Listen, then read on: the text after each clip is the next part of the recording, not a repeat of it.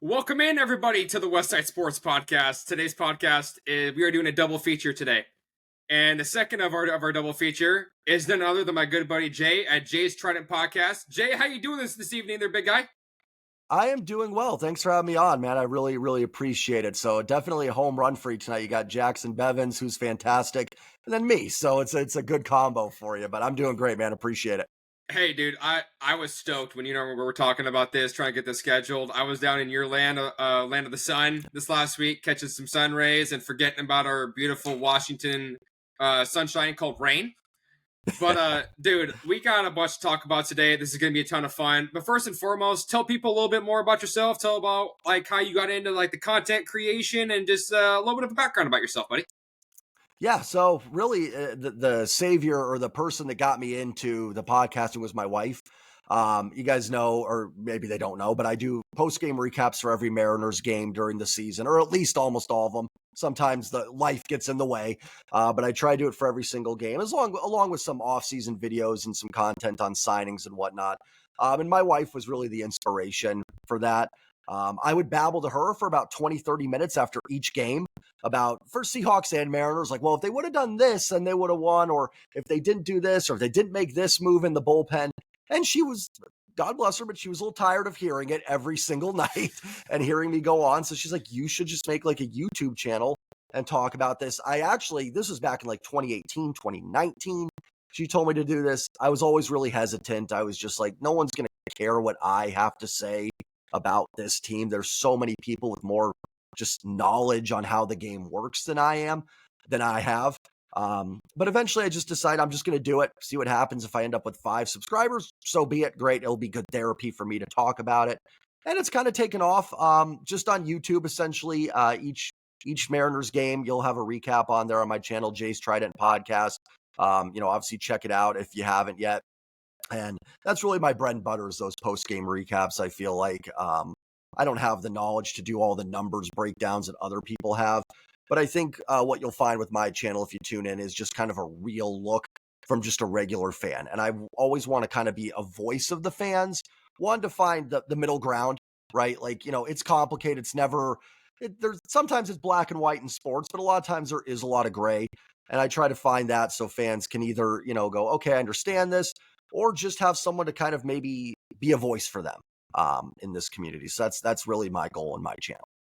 Yeah, dude, I gotta say you do an incredible job. Thank Me you. being a passionate fan up here in the PNW, the moment the last pitch of the ninth inning is down, I immediately am going to YouTube and ready for you to upload, because my brain's like, I need therapy. Especially like, we talk about when Angels losses or Houston losses happens, or God forbid if we lose to the White Sox or the Marlins. Not talk about every team that, is embarrassing to lose to. But dude, I gotta have it. It's that evening routine. You do an incredible job. Keep grinding, man. And we're looking forward to this upcoming season. And speaking of this upcoming season, brother, I mean, it's something, there's a lot of things you got to talk about with spring training and X factors and stuff, but we talk about Mariners, right? Where did your fandom start? Like, I know for me, like I was probably like 8, 9 years old. My grandpa had all the tapes on VHS. Shout out back, because we are that old now, right? Yep. And the My Oh My tape, and I watched it over and over and over again. So that was awesome. Really enjoyed that. But man, I gotta say that watching what we can do this year has bring me a lot of doors have opened, and I'm just curious as to kind of like where you started with your fandom as to where it's taking you now. Yeah, it's nice to have a fellow fan that knows what VHS is. I feel older than a lot of people sometimes, so it's nice to hear that. It's cliche, but I was 8 years old in 1995, and I didn't really understand. I mean, I understood baseball essentially, but I didn't really get why it was so big that the Mariners were going to the playoffs or made this big September run. I'm in 3rd grade. I don't understand that they erased a big deficit, but everybody in my class, teachers, everybody was talking about the Mariners. In fact, when they played the Angels in the 1-game playoff, they actually had a PA announcement that the Mariners had taken a 1-0 lead on the Angels with I don't know, what specific inning or whatever. And it just kind of blew my mind that my school on the PA was talking about sports.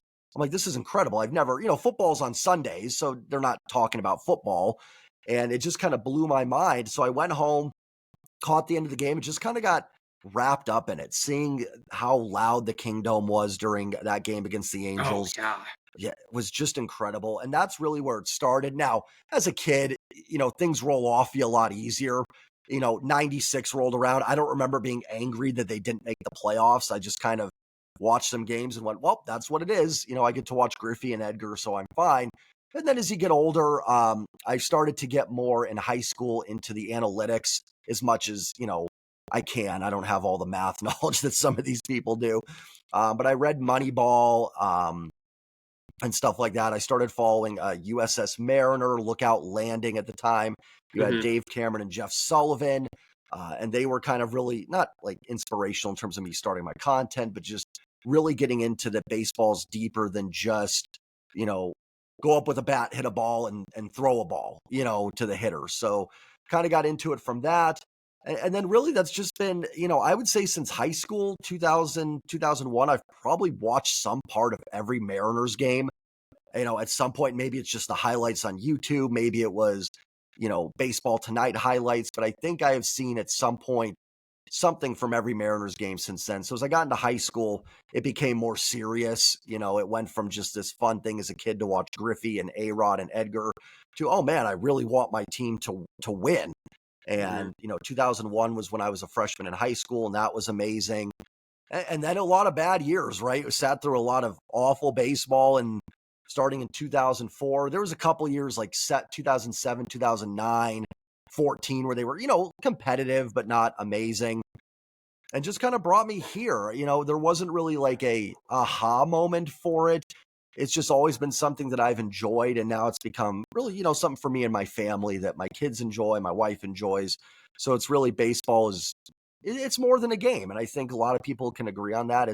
It brings people together. So I really enjoy all of that about baseball. And the Mariners haven't been the greatest team in the world, but they've been there for me every night as a kid, throughout summer. So I do love them still.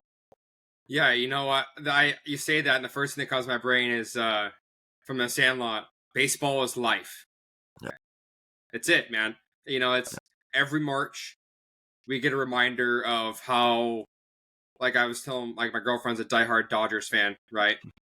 And which I mean, convenient for her. That's all I'm gonna Right. say. Very Very convenient, nice. right? Must be nice. I will say that the Dodgers lost to the Mariners spring training. That was beautiful. There we So, go. but I We've mean, got it. We've got them. chef's kiss, right? But for me, it's like when I was a kid, like it was Big J Buhner, Big Griffey. Mike Cameron is one of my favorite players in this organization. Just a humble, hardworking, honest guy. And he interacts a lot on Twitter with a lot of the people and really goes back and forth and enjoy that. But I mean, Jamie Moyer, like Yeah. Freddie Garcia, Joel Pinheiro, like even John Halama. Like if we're going way back in the Yep. day with Yep. Mark McLemore, right? Like like I was, they were having a conversation about Ben Williamson, who's somebody at prospect we'll talk a little bit later about, and they were like, "Well, I hope he's not Brendan Ryan," and I was like, "Hey, Brendan Ryan had an incredible glove. His bat Yep. was about a 55 WRC plus from rounding 5 points, but yeah, Probably it the was." best defensive shortstop that we've had unless I'm missing someone, at least in the last 15, 20 years. So I have love for Brendan Ryan. He's one of my guys. Yeah, I would say him and then Jack Wilson Mhm. were a lot of Yep. fun too. That's an OG name to pull. But Yep. yeah, but I mean, dude, like we talk about Mariner moments. I think all the time about the 4 home run game for Mike Cameron. That is like my first go-to memory. Just against the White Sox. It never happens. Like, what is he? Josh Hamilton, non-steroids? Great. And that was also the game, not only the 4 home runs, but him and Boone each hitting 2 home runs in the first inning of that Yeah. game. So, I mean, that was just, man, and I took it for granted back then when the team was winning those games. It was just kind of like, yeah, the Mariners are a good team. That's just what it is. And it's like, man, I Mm-hmm. miss those days. I do, but I don't, man. Like watching like Unaneski Betancourt, like Yeah, Sean Figgins. Like, Casey Kochman. dude, There were some lean times too. not to like poke at people, man, but like listening to Ryan Divish on his podcast, which I mean comes out here and then, right? But he's saying that like Casey Koshman was like one of the like biggest asses Yeah. he's ever met in his life. Like just did not care about anybody, just like I'm just gonna show up and take my check and y'all just shut up. I'm like, man, you play baseball for a living. Like Divish has talked about a few of those guys. Kochman, and I don't mm-hmm. want to put words in anybody's mouth. I think he said Jeremy Reed too. I could be wrong on that, Ooh, so please, I don't no, don't that's a want to name I put haven't that heard on of the in 10 record. years. Yeah, I think and not as bad as Kochman. I think he's always referenced Kochman as being one of the worst that he's dealt with. Bedard, I think, was in that group too. But I swear Right. he mentioned Jeremy Reed was a little bit of a little douchey as well. Again, Yeah. if Jeremy Reed is listening, I'm so sorry. I Hey, don't know for sure. right. We're just reciting what we've been told. what Or I we've been what what I we've think. heard. So yeah, Yeah. yeah. So I think I remember him mention that too. But that's always interesting to hear the guys that were like just kind of a-holes and the guys that were actually like super good dudes too. Yeah. You know, speaking of like good dudes, right? Like you're looking at this spring training roster, man. Look at these kids. Colt Mhm. Emerson, Felding getting 2 hits the other day. Laz is just I want to talk a little bit about that kid in general, but what has been some of your spring training takeaways, Jay, that you've been like, okay, this has surprised me and this has disappointed me. Even though it's spring training, so it's kind of we have to kind of put that, middling, filter on it, because it's spring training and the ball Right. carries for pitchers and for hitters in general. But what are some of your takeaways, man? I would say disappointing. And again, like you said, with all those caveats in there Yeah, about it's spring training, I'm not like down on any of these guys, but Logan Evans been a little disappointing so far in his couple outings. Was hoping for a little bit. And again, what does he pitch like 3 innings? Like I'm not going to judge anybody off 3 innings. But the kids have been super exciting to watch. I mean, this is probably the best farm system in baseball. And seeing Laz have his huge spring so far has just been so much fun to watch. And it's fun just seeing the younger guys get to play because there seems to always be that little bit more of joy that comes out of the younger kids when they're out there playing. Colt Emerson, I think, had that 14 pitch at bat the other day where he ended up in a hit by pitch. Fantastic at bat, very veteran at bat. That was fantastic to see. Some other guys have been impressive as well. It's good to see from a veteran standpoint, Mitch Garver. I actually haven't mm-hmm. checked the box score the last couple of days, so maybe he tailed off a little bit, but I know he got off to a real nice start in spring training. It's not been in spring training, but in practice, whatever you want to call it. Andres Munoz's changeup was really cool to see, so I'm excited if that's going to be a weapon that we get to see this year. Because man, if Munoz has got the fastball slider and then that wicked changeup, dude, it's game over. I mean, he's unhittable with just the fastball slider. So he had a changeup into the repertoire. And I can't be more stoked about that. If he, ends up using it, we'll see. For sure. And it's always fun to kind of check in on some of the bullpen arms. The guy Fujinami, did I say that correct? Yeah, Shintaro Fujinami. Yeah. Yeah, like guys like that have really electric stuff. Klein is another one that came over from Kansas City and then Oakland. Mm-hmm. I think he gave up a run the other day, but it's Yeah, always hard to I was tell. there. Was that okay?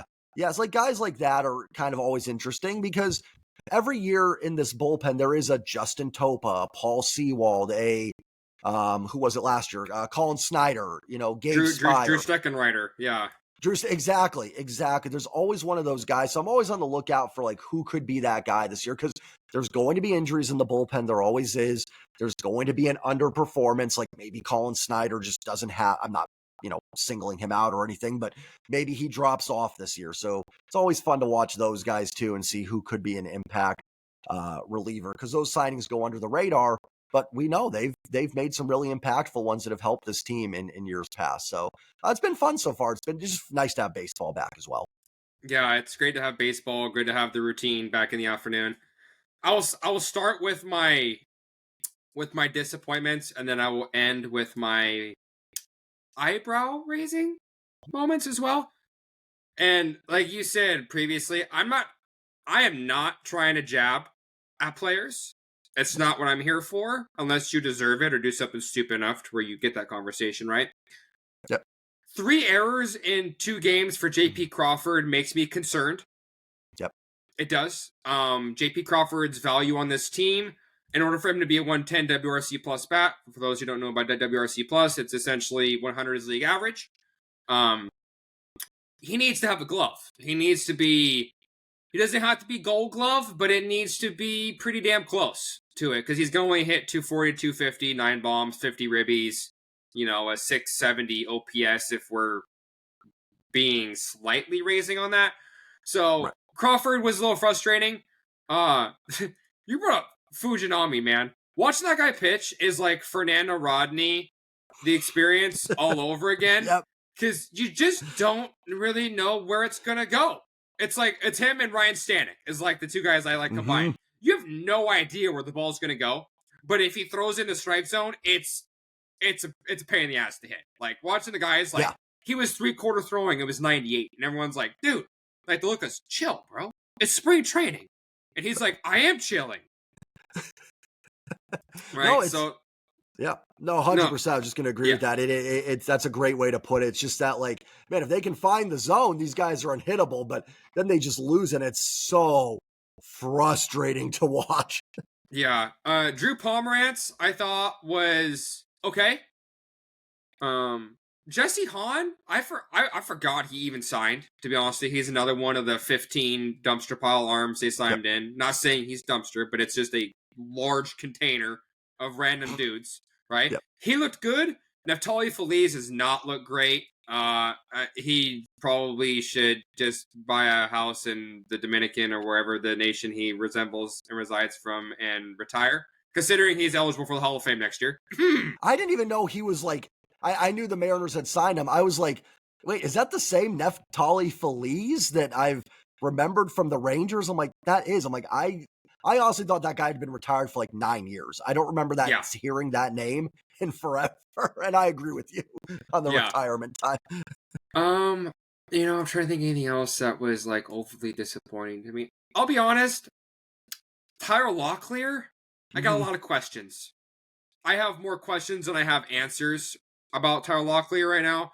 It's like, and I just want to say the beat reporters for our team, Shannon Dreyer, Ryan Divish, Adam Jude, they do a phenomenal job. Yep. Phenomenal job. I don't want to single leave money out of that conversation. They all do great work, right? I don't care if you have a 116 exit velo. Is it an out or is it a hit? And Locklear has just seemed like he's going to be one of those 4A guys. Like, I don't know if he's going to be quite like Cade Marlowe or Dom Canzone. Dom Canzone with the glasses? Hey, maybe that's the secret. Right? But, no, I will say the pleasantly surprising players from spring training for me. Ben Williamson, his glove it's apparent. I told my buddy the other day, he looks like a young version of Matt Chapman. Yeah, like I like the that glove he's not quite like, kind of like a Mike Lowell vibe. Mike Lowell had a pretty solid glove, didn't have a lot of pop, but when he traded to Boston, he was a monster, right? But the glove is going to play. It's just, can you hit? So, but I have to start out the conversation by saying I was very frustrated with this guy last year, and I'm pleasantly surprised he's not frustrating me because he has been probably top 3 most appealing player. Ryan Bliss, man, seriously, great call, playing his ass off. I wondered, I think on, I didn't watch the episode today, but on Locked On, I think they were actually talking about that I saw that they posted their thing, like, it is, Dylan Moore not going to win the second base job, and Ryan Bliss, is he taking it? But Bliss has been incredibly impressive. And I mean, what a blessing it would be if, Ryan Bliss can take that job and run with it. Just talk about a hole that's filled. And it's not like Bliss is a nothing prospect. Like, he was a legitimate guy. Like, it's not the craziest thing ever that he's a legit everyday player. No. And when I'm sitting there and he gets a single, right? First of all, his fielding has been impressive. He's had really good handles at second base. He looks very comfortable at second base. The arm translates well, which at second base you should be able to, unless you're Luis Arias and you throw like a chicken or a T-Rex. But Ryan Bliss has got a ton of speed. He brings some. We need juice, Jay. We need juice, and he brings it. He's gonna run. He'll still get 25, 30 bags a year. He's probably going to give you 15, 20 pop. I think he's got 20 home run pop in that bat. I really think he Yeah. does. You Yeah, know? seeing it, like, I think he hit 2 or 3 home runs last year and just sneaky good power. You know what I mean? That Mm-hmm. I'm with you. I could see at least 12 to 13, which that plays at second base, like you said, with his speed, turning some of those singles into doubles. Here I am now talking up. Oh man, we got it, Bliss, and it's just that's what's part about being a fan. It's so great. But Right. I'm with you. I don't disagree at all. No, and Ryan Bliss has been a lot of fun. If he continues what he's doing, that'll be a jersey I buy because I love his energy. I like the way he plays the game, stuff like that. Yeah, So that'll be my number 3. My number 2 has to be Las Montes. It just has to be. The kid is he hit that left. I call it a lefty crime, right? Like lefty is one of the hardest things in baseball to do. At righty, it's not the same. If you're a right-handed batter, not to be disrespectful, I'm a lefty. I think it's yeah. harder, right? Same left-handed here as well. Hey, there you go. But he barely even got like 75% of that ball and it was gone. It was just rocketed. And I'm just sitting there like, okay, we heard about the 70 grade power when he came out of the DR and through the international draft class, and we're like, okay, and we see it in low A and then high A. He's not going to make the roster out of spring training, right? But I think he has every conversation to start the season in Double A. What do you feel? Yeah, I don't think it's crazy that he could. I mean, it depends on some injury stuff. Depends on if they do something with Mitch Haniger. I don't want to hijack the conversation, but we talked a little bit before coming on here. Mm-hmm. I think Tellez would be a better bat to have off the bench. Just being left-handed makes it Yeah. better because you got the shorter right field porch in T-Mobile. And Tellez is a guy that has had some decent streaks where he's hit well. He's not great. Like, truthfully, he's not very good. He can't play the field. He can't run the bases. So is he valuable? Like, not really. But as a bench bat or someone that you're using as a pinch hitter or occasionally to play first base or DH, he does have some value in that role, I think. So I don't know where he'll end up. He's a guy that if he doesn't make the roster could elect to go back to free agency if he thinks the team will pick him up and put him on a major league roster. I could see that. Listen, I'm not going to come on anybody's channel and go on a tangent that I need Rowdy Tellez on my team. Like, I can't do that.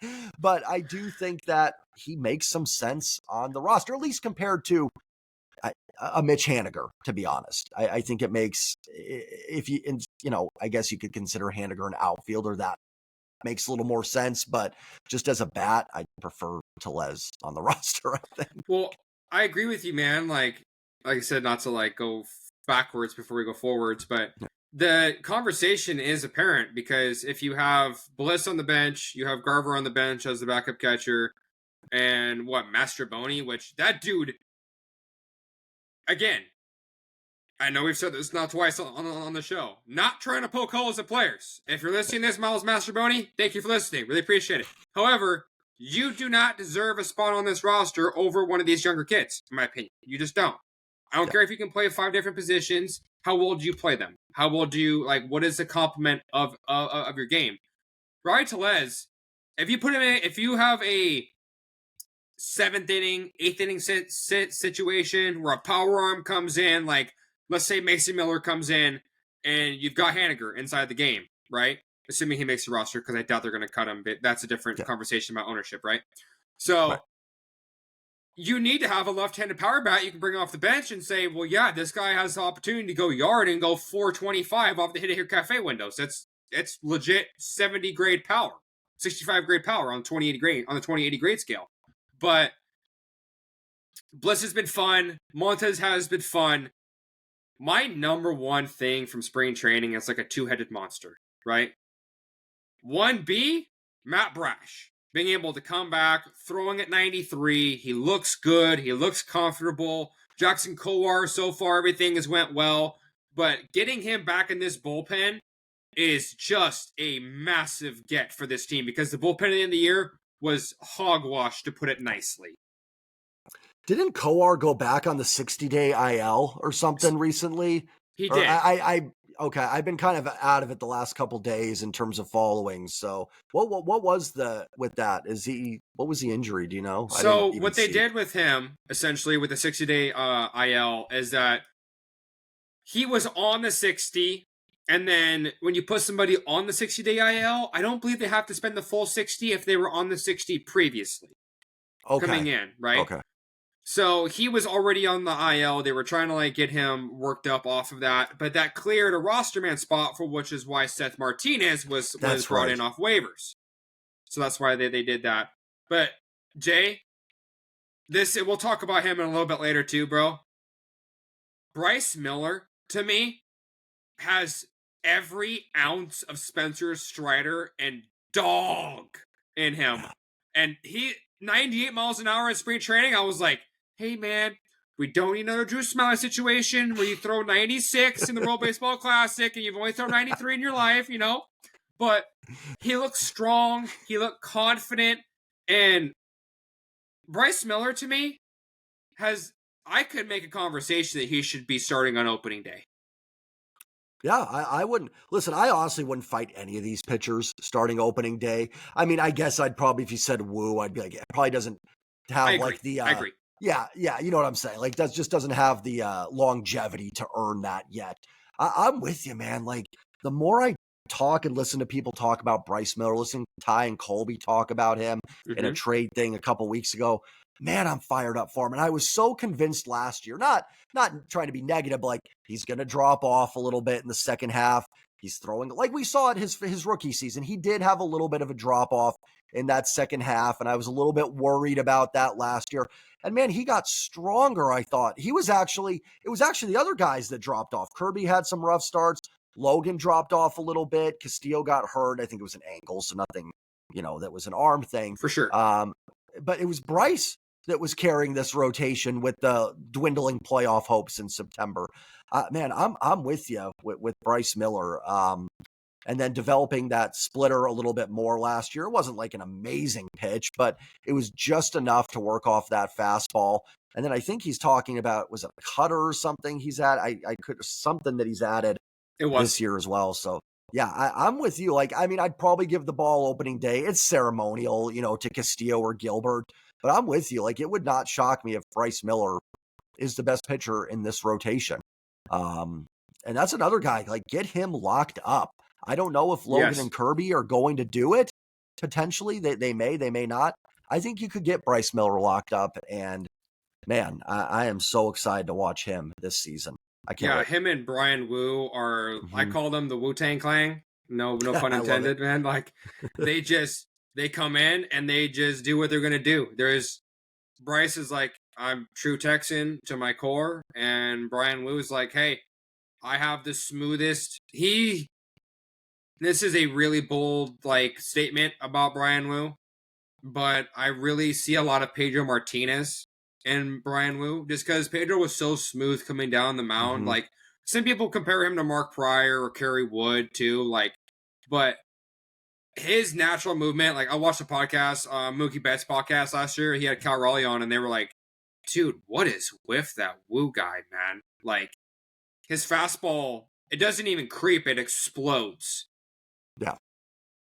So, Yeah, no, I am like, man, we start talking about these guys and I start going, man, you got this rotation. This team's going all the way. Like, I start getting into it because, mm-hmm. man, like, if Brian Wu, and I know, like, I'm being a bit going probably over the top, would it be that shocking if a full season of Brian Wu, like, 200 innings or something, if he's allowed to do that, could win a Cy Young? I don't think that's crazy.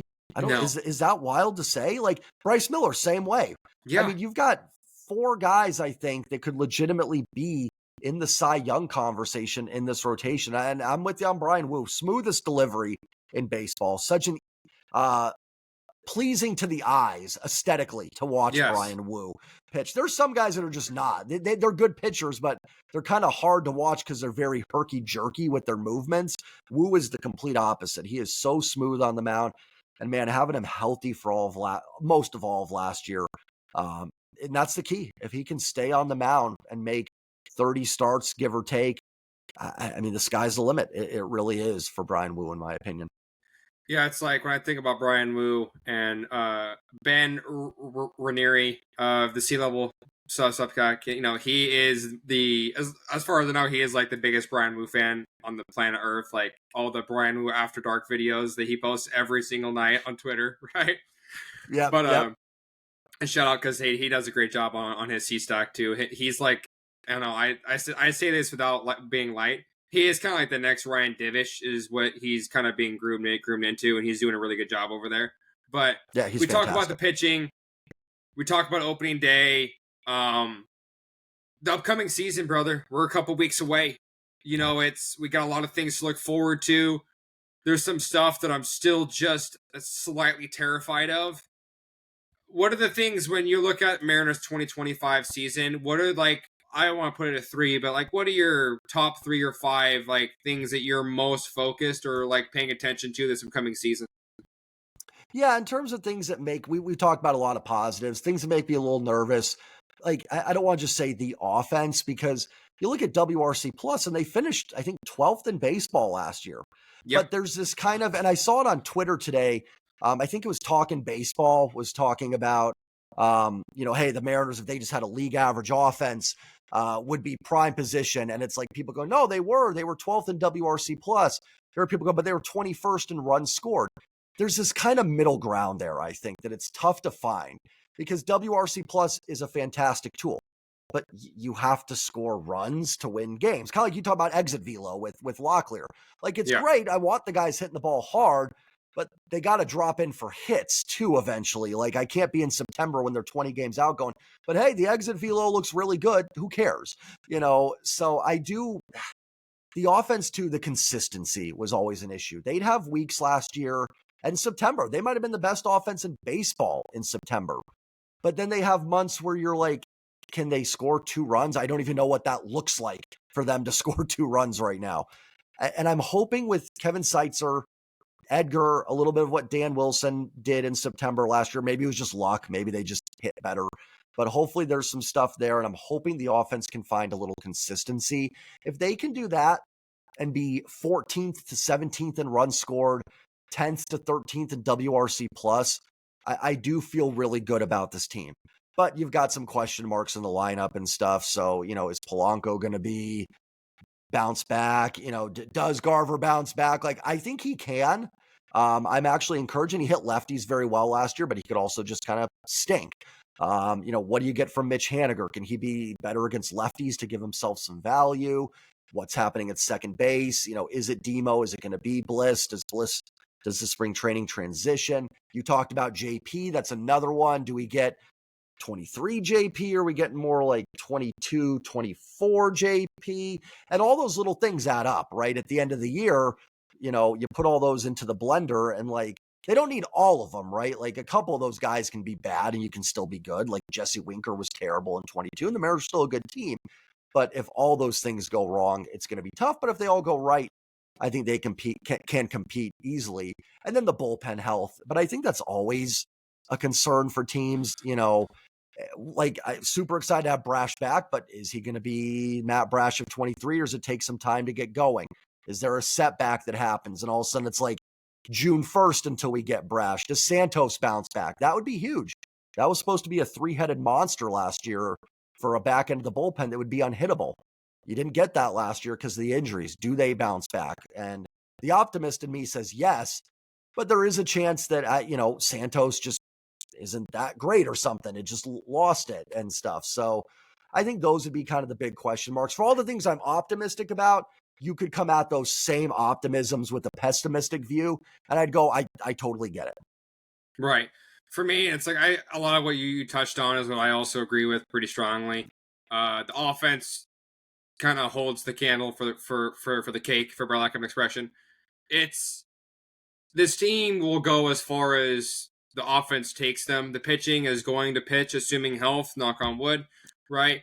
I do have a little bit of fear about George Kirby. Some people, I have had some very colorful and heated conversations with people about this because I just don't really trust George Kirby because, like, I don't know. His talent is apparent, right? Like we were very hyped about him. The control was crazy. Greg Maddox comps, John Smoltz conversation, all that stuff, right?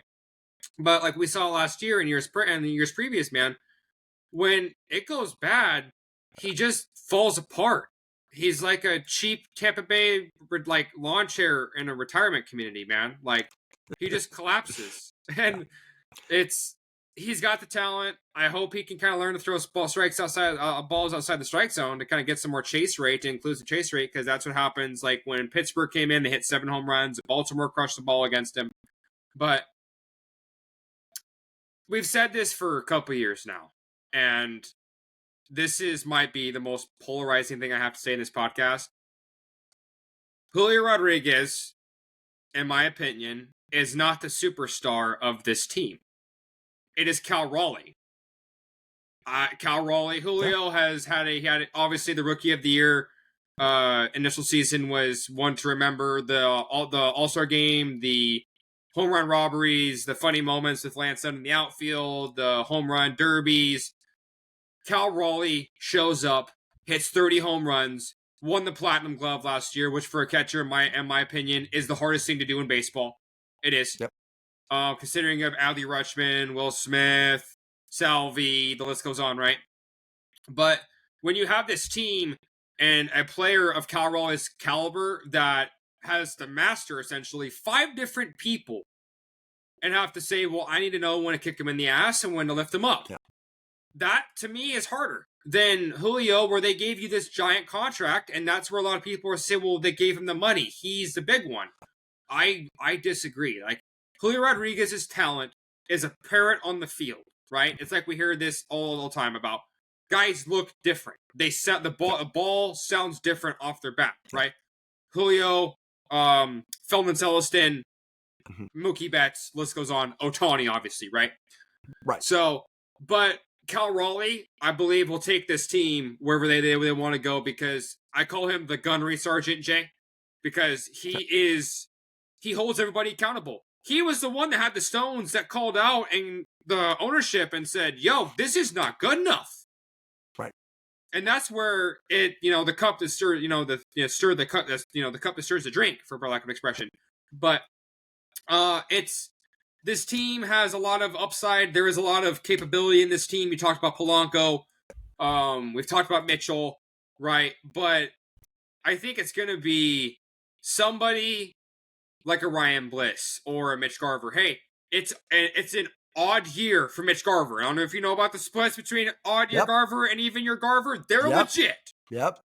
So if he can continue with this, building this momentum from spring training, his hands are significantly lower. I was watching that in spring training a lot. His hands are definitely lower. Not quite Victor Robles. And a lot of people, Jay, just touch on this quickly, man. A lot of people are like counting on Victor Robles to be like a 120, 110, 115 WRC plus. I don't think that's realistic, brother. You want to talk about Randy being a 115, 120 WRC plus? Yeah, hell yeah. Because that dude, they traded for him, Brody Hopkins, and all those guys that they shipped a haul for him. Yep. And he has the capability. And Robles was him and Luke Raley to end the season were two of the top 5 hottest hitters in WRC plus in all of baseball. Yeah, that's a great point. I made a lot of great points there. The Kirby point, I think, is fantastic. I've talked about that a lot, where like I almost want him to be more out of the zone at times. He's almost in the zone. Yeah, and it is a great point too. With when it goes bad for Kirby, not to go all the way back to the Kirby talk, but it just goes bad. There's no like 6 innings, 5 earned runs. That's not good, but keeps you in the game at least. If the offense can get a couple, bloop and a blast, you're still in it. It's like. Sure. 9-10 runs in 2 2/3. Like that can't happen. You've got to find a way to stabilize that. You're not always going to have your best stuff. You know that. But like you got to be able to go at least 5 innings, 6 runs where like, yeah, that's bad, but at least the offense has a shot to come back into this game. So I thought that was a fantastic point. Yeah, I'm with you. I think a Rosarena gets kind of like forgotten a little bit. Mm-hmm. And I don't want to be that person who goes, oh, that's their offseason move, a full season of Randy. But like a full season of Randy is going to, I think, really help this team. That's not, They don't get a cop out for not making moves in the offseason for it. Nope.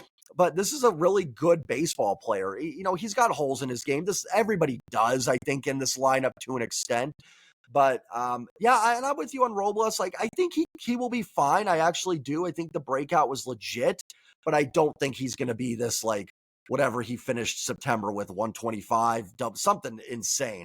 Like there was some BABIP, I think, in there that raised that a little bit. But Yes. with his defense and his ability on the base pass, if he is 105, 107, that's going to have value for this team. Turning, like we talked about Bliss a little bit, turn some of those singles into doubles with stolen bases and stuff like that. But yeah, I think a Rosarena is actually a really kind of not forgotten, but not talked about a lot. But I think a full season of him in this lineup is going to be really, really pivotal for this team. And I noticed Garver with the lower hands as well, which I think makes a ton of sense because, man, his bat looked kind of slow at times last year. And I'm not a baseball coach or anything like that. So don't, nobody asked me, oh, what would you, I have no clue how to fix a baseball player's swing. But it seems like with them lower, he's getting bat on ball a little faster. So, and yeah, like you said, the odd year Garver, I really do. I actually really am fairly confident Mitch Garver bounces back. I think he's going to end up kind of back in that full-time DH role a little bit, maybe platooned with somebody, maybe Rowdy Tellez or someone like that. But I am pretty optimistic about that. But I'm with you on Robles. I think people are putting that bar maybe a little too high on him, but it doesn't have to be. If you can get those good performances for everybody else, I think you can live with that in right field, especially when you, like you said, you factor in the defense and the base running. Yeah, it's speed. Like speed kills, man. We talk about Yep. this all the time. It's if you can play the small ball and you play it with emotion and you play with energy, you force the team to make mistakes.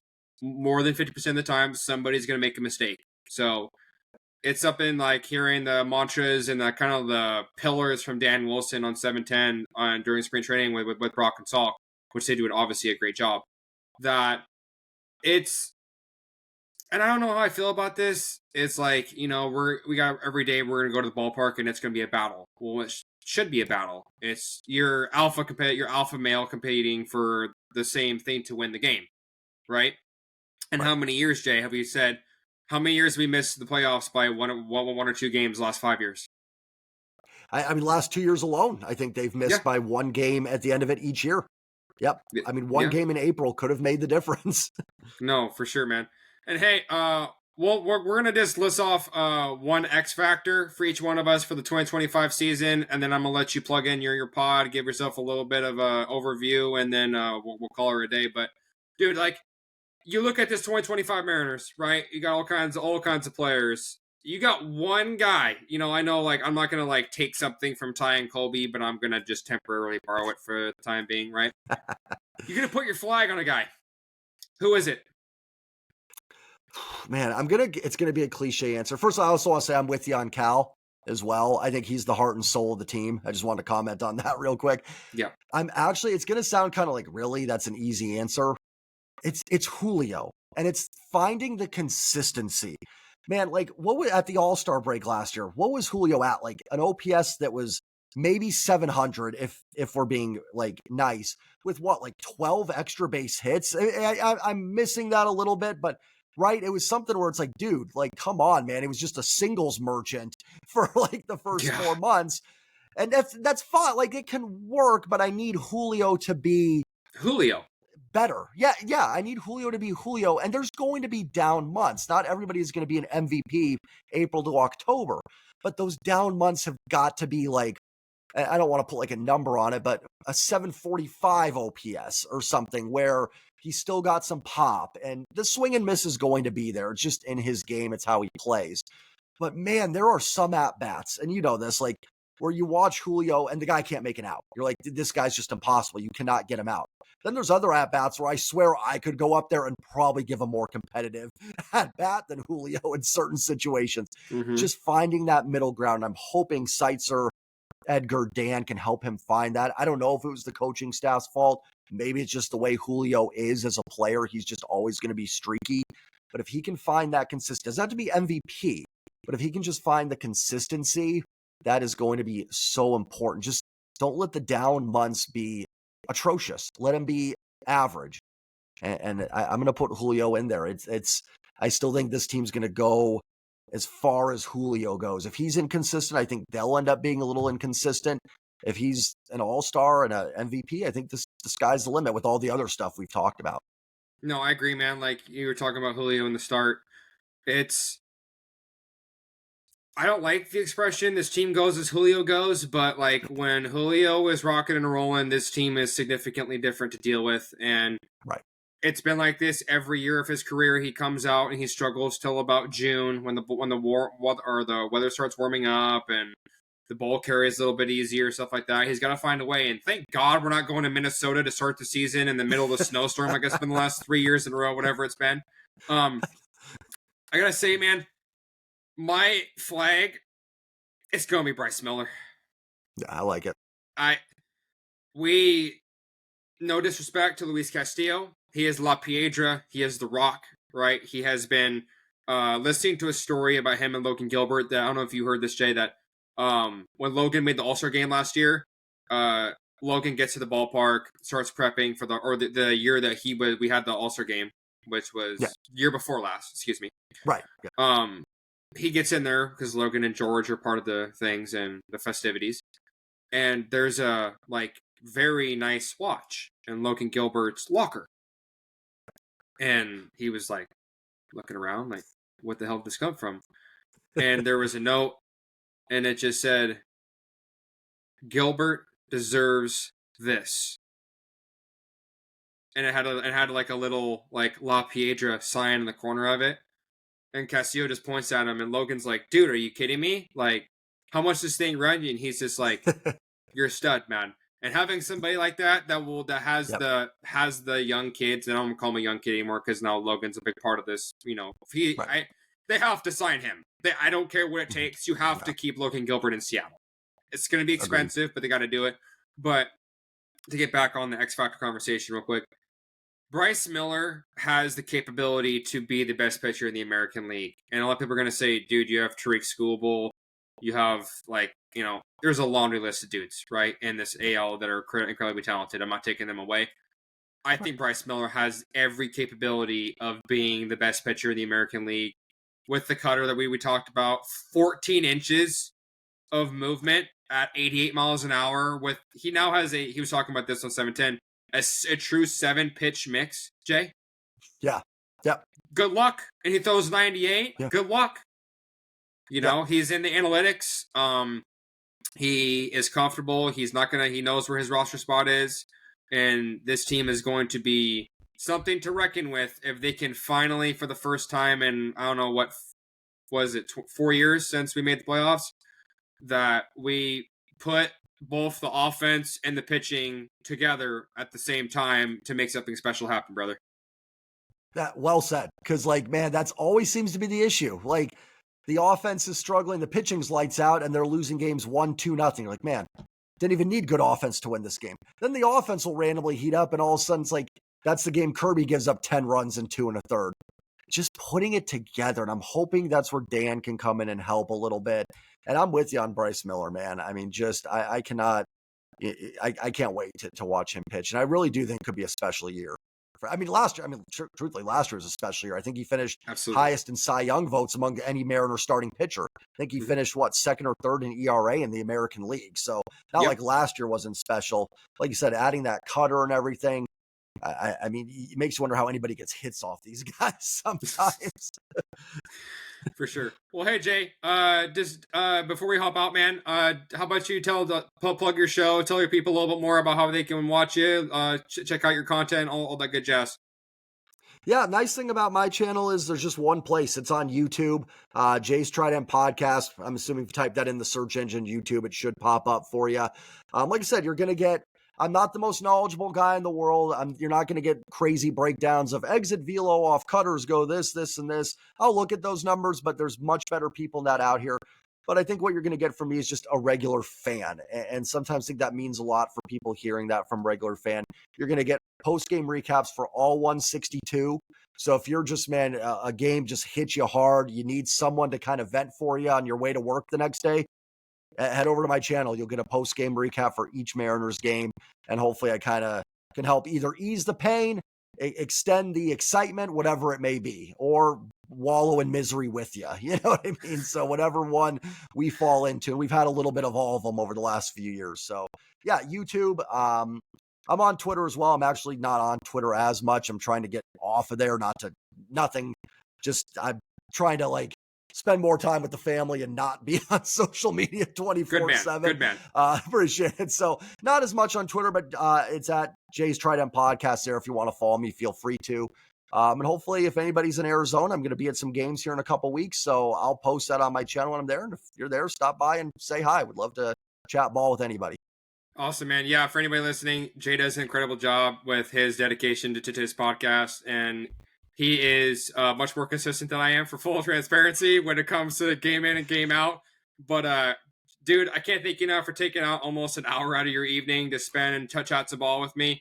Would love to do this again. Maybe we'll try and do this every, at least once a month. We'll just kind of do a monthly check-in with the state of our beautiful Mariners. And in the infamous words of Dave Niehaus, baseball is back, and it's a beautiful thing. Absolutely. Absolutely. No, thanks for having me, man. Really had a great time. And the hour goes by fast when you're talking ball. So would love to do a monthly show. That'd be a lot of fun to hang out and kind of keep up with the progress of this team. And if it's great, we can enjoy it together. If it stinks, we can, like I said, wallow in misery together. Misery loves company, Jay. That's right. Amen. All right, everybody. Please do us a huge favor if you enjoy this conversation, topics, and overall conversation we brought to you today. Please do us a huge favor. Subscribe. Leave a comment in the comment section below that helps us defeat that YouTube algorithm. Please check out Jay's podcast. Please, if you like this conversation, please subscribe. We much appreciate it. God bless. Jay, till next time, brother. Much love. Right back at you, my friend. Thanks, Bobby. Thank you.